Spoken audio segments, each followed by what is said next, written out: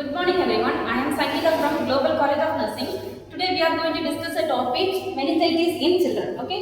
So first we see the definition of meningitis. Meningitis is the inflammation of the membranes surrounding the brain and the spinal cord, including the dura, arachnoid and pyometra. So meningitis means if an infection that is occur in the meninges means that is called meningitis. Okay. So we have to see next we will see the incidence of meningitis.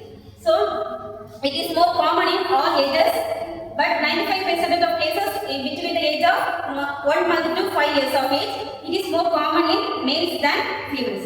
Okay, next we will see the predisposing factors. First one is the immunosuppressive drugs, next diabetes mellitus and malignancies, next immunocompromised children, then trauma or invasive procedures. Okay, these are the predisposing factors of meningitis. Next we will see the clinical features. Clinical features in neonates. First one is the poor feeding, vomiting, diarrhea, lethargic, weak cry and sleepiness. Okay, for neonates the clinical features are poor feeding, vomiting, diarrhea, lethargy, weak cry and sleepiness. Next, clinical features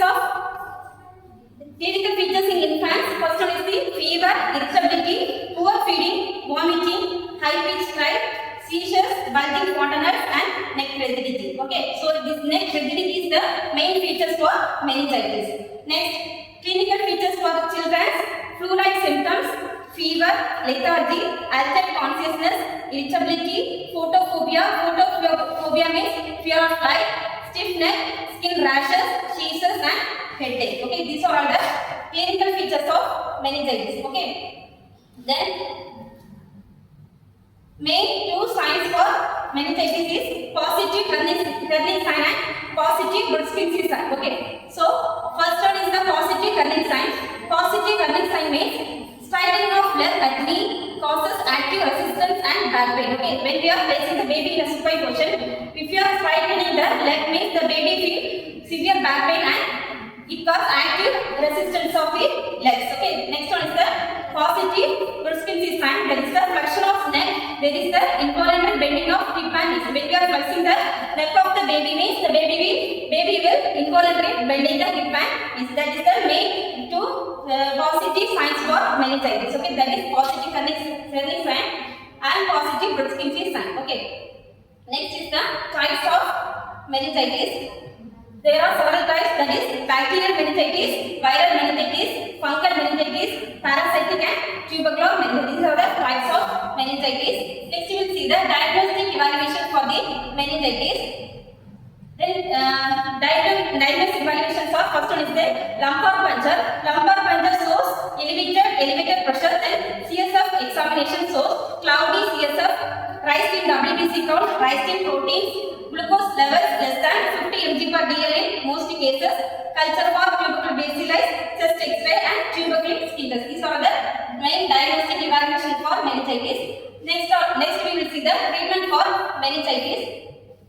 Specific therapies for bacterial meningitis, we have to prefer the IV antibiotics. Main IV antibiotics are penicillin, vancomycin and cefotaxime. These are the antibiotic therapy for the meningitis. Then if the baby is affected by the tubercular meningitis means we have to prescribe the anti-tubercular therapy, that is isoniazid, rifampicin, streptomycin, pyrizinamide. For these are the 4 drugs for first 3 months. Then we have to follow the next 2 drugs for next 15 months, that is rifampicin and isoniazid. This is the anti-tubercular therapy for tubercular meningitis. Okay.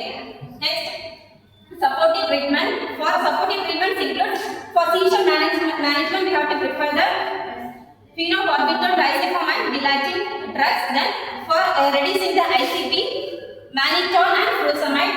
For fever management we have to prescribe aspirin and acetaminophen. Okay, so for the supportive treatment we have to provide drug like seizure management, for reducing the ICP, then fever and headache management. For this we have to prefer aspirin and acetaminophen drugs. Okay.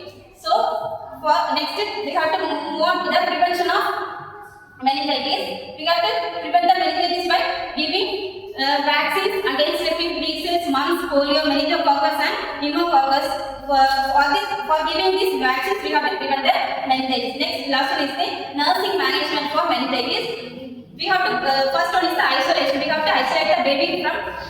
infection, then administration of drugs, control seizures and protect the child from getting an injury, maintain fluid and electrolyte balance, provide complete rest and comfort, parental, last is the parental guidance and support. Okay, this is the nursing method. First we have to isolate the baby, next administration of drugs, we have to control the seizure and protect the child from getting an injury, maintain fluid and electrolyte balance, provide rest and comfort, parental guidance and support. Okay. These are still we have to discuss about the meningitis. So definition of meningitis, types and causative organisms, then clinical features, diagnostic evaluations, then prevention, then nursing management. So